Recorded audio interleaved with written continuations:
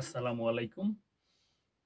আমি আজকে আপনাদের সাথে একটু কথা বলবো ইটালির নলস্তা নিয়ে। যে রিসেন্ট ২৫ তারিখ যে জমার শেষ ডেট গেল। এখন কথা হচ্ছে যারা জমা দিয়েছেন, অনেকে জমা স্লিপ পেয়েছেন, অনেকেই জমা স্লিপ এখনো পান নাই। আর একটা কথা উঠছে যেটা ওই ৩৩ কেবি। আসলে ৩৩ কেবি পিডিএফ পেলেন কি পিডিএফ পেলেন না, ফটোকপি পেলেন, ছবি পেলেন, আসলে এইগুলি ম্যাটার করে না।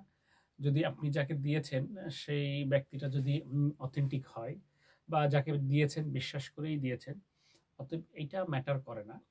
এর সাথে আরেকটা জিনিস নতুন এইবার যেটা ভালো দিক সেটা হচ্ছে যাদের নলস্তা উঠবে, যারা নলস্তা পাবেন, তারা ফাইল সাবমিশন করার জন্য ভিএফএস এ আপনাদেরকে মেইল করতে হবে।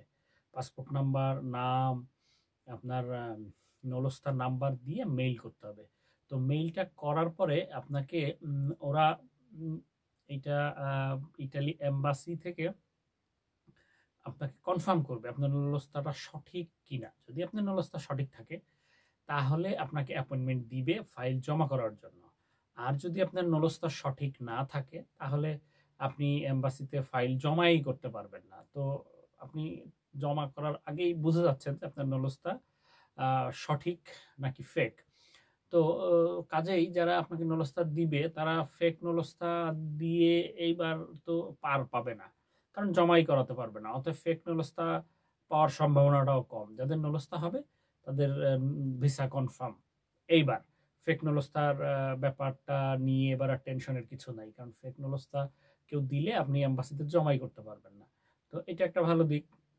অতএব ফেক না জেনুইন এইটা নিয়ে আর কনফিউশন রইল না। আর আসলে জমা স্লিপটা আম অনেকে জমা স্লিপ নিয়ে খুব অরিড। আসলে জমা স্লিপটা তো কোনো ব্যাপার না। এটা তো দিয়ে তো আর ভিসা হবে না।